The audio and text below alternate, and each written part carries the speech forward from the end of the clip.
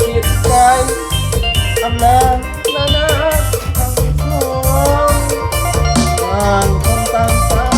วอยู่ที่ทำเดียวเด้อเรียกมองพี่มีต่อน้องไม่รู้คือเป็นความพอเอ่ยคำงาม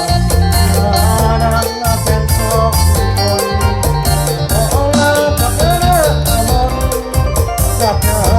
จึงปล่อยโผล่กัน คิดถึงยามใดร้องไห้เศร้าหน้าบัดไว้พร้อมทั้งสองคนงามให้ได้แฟนที่ดี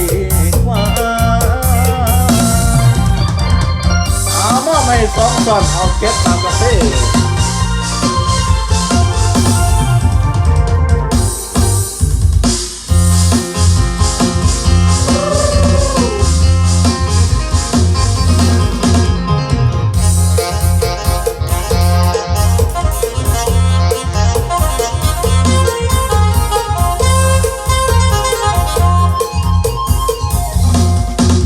เลือกไม้สามไม้กะโม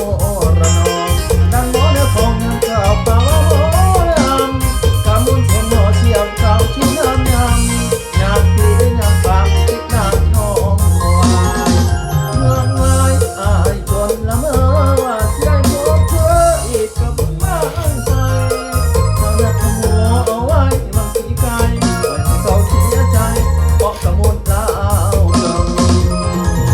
ไว้เหมือนแต่คนตอนนั้นจะมาดับกันอยู่ที่มันประสององค์กระเพาะจะมาแต่สองแต่สองละเมอของสุรบฟ้าห้องปงรักเสียงไกลนับตะก็เล่นไหนกระเด็นบ่มีดีเวฟพ่อไม้เตือนคำบอกชั่วคือคำบอกคนอารักที่ลายเขาว่าจะตุ้มชัวมันเกลียดซาบไม่เกลียดขโมยหมดเก่าเยอะจากตายไม่ไปกับอายเกิดแสดง ของเขาไอ้ตบตัวเธอเพื่ออะไรของเรายิ่งถูกกับเขาจะได้เข้าใจมาสักที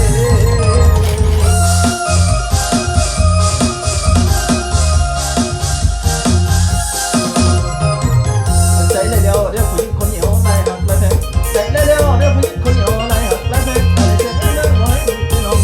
แต่น้องก็มองถูกก็ผิดเจ็บครั้งนี้ครั้งใหญ่มาสั่นแสนก็อะไรยอมเงินเธอ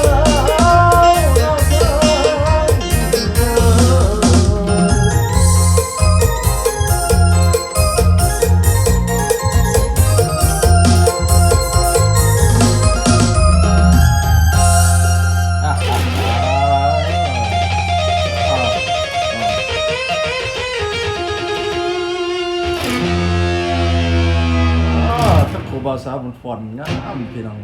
ห้าวิทุกคน